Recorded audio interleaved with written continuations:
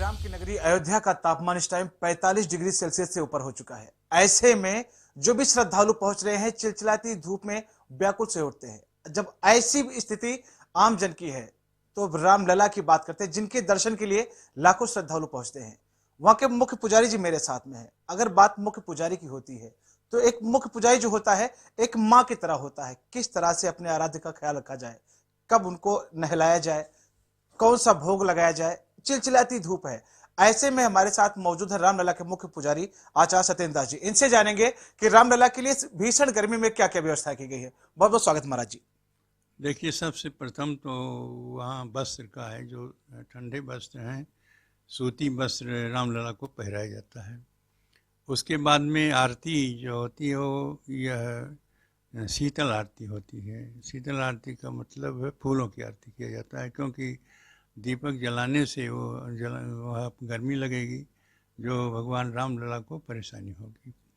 और उसके बाद भोग राग में है, जैसे दही हुआ, लस्सी हुआ और बाकी सामान जो हैं उनको भोग लगाया जाता है कि ऐसे न हो कि जो गर्मी का प्रभाव पड़े, इसलिए भोग लगाने की बात होती है। रहन सहन की सब बात है।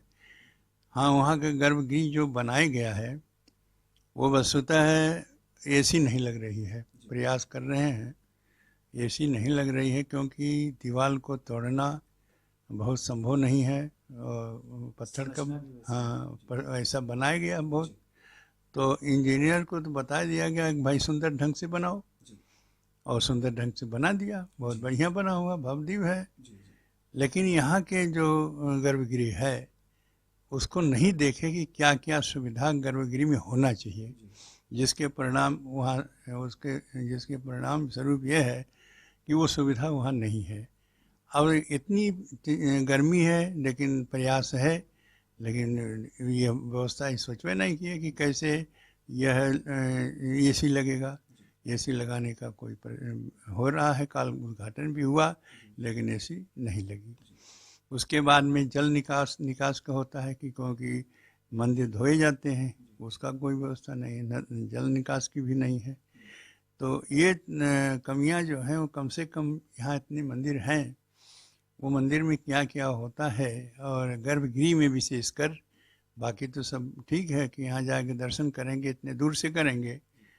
महाराज जी, जो श्रद्धालु रामलला के दर्शन के लिए आ रहे हैं उनके लिए आप क्या संदेश देना चाहिए भीषण गर्मी को देखते हुए? भीषण गर्मी है तो उसके लिए जल की व्यवस्था है और पंखे की व्यवस्था है, ये सब है।